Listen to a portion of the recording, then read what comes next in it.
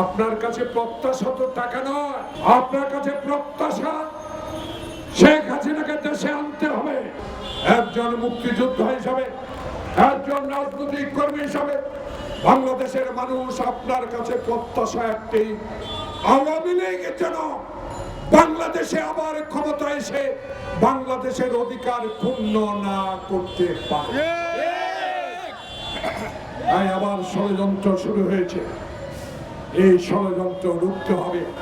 এই ষড়যন্ত্র রুখার জন্য বাংলাদেশে প্রয়োজন যারা গণতন্ত্রের জন্য লড়াই করে মির্জা ফখরুলের মতো এই 80 বছর লোককে জেল কাটতে হয়েছে, মির্জা আব্বাস গয়সর, আজকে রিজভী যারা জেল কেটেছে, আমাদেরকে অন্যায়ভাবে আমাদের অফিসে ভেঙে মেহেদী বিপ্লবরা যে অন্যায় করেছে তাদের জেলা চামুন্ডাকে অবিলম্বে বের করে দিতে হবে। আমরা তো আপনার কাছে টাকা চাই না, পয়সা চাই না, এখনো টাকার বাহাদুরি করে বাংলাদেশের গার্মেন্ট শিল্পকে ধ্বংস করার জন্য সালাম মুর্শিদের গঙ্গেরা, সালাম মুর্শিদের মেয়ে এখনো বিজিএম এর ডাইরেক্টর কি করে থাকে এটাই জনগণ জানতে চায়। যারা বিজিএম কে ব্যবহার করে কোটি কোটি টাকা শেখ হাসিনাকে দিয়ে বিদেশে পাচার করেছে তাদেরকে আইনের আওতায় আনতে হবে। তারা এখন নতুন ড্রেস পরেছে, তারা এখন নতুন পাঞ্জাবি ছিলিয়েছে, তারা আবার আপনাদের পাশে যাওয়ার চেষ্টা করছে ওই ঘাপটি মারা লোকদের। তাই আপনাকে সচেতন হতে হবে। আপনার কাছে প্রত্যাশা তো টাকা নয়, আপনার কাছে প্রত্যাশা শেখ হাসিনাকে দেশে আনতে হবে।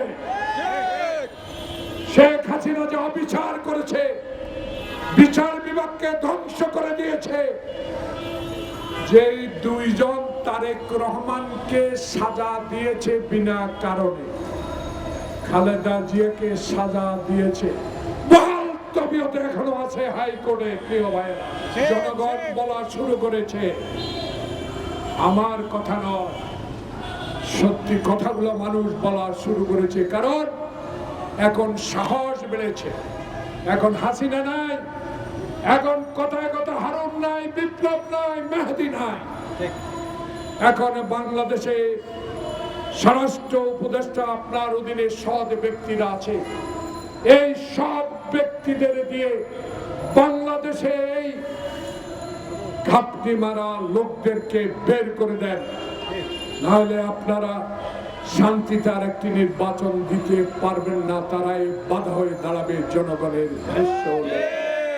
এই বিপ্লবী ছাত্র সমাজের আন্দোলনে এই বিপ্লবী সরকারের প্রধান ডাক্তার ইউনূসের জন্য দোয়া করি, আল্লাহ পাক উনাকে যেন শক্তি দেন, বাংলাদেশে এমন একটি নির্বাচন উপহার দেন যে নির্বাচনের মধ্য দিয়ে বাংলাদেশে আমার প্রিয় নেতা তারেক রহমান দল বল নিয়ে বাংলাদেশের ক্ষমতা আসতে পারে, জনগণের ভোটে নির্বাচিত প্রধানমন্ত্রী হবে। এই দোয়া কামনা করে সবাইকে আন্তরিক ধন্যবাদ জানিয়ে আমি আমার বক্তব্য শেষ করছি। আল্লাহ হাফেজ। বাংলাদেশ জিন্দাবাদ।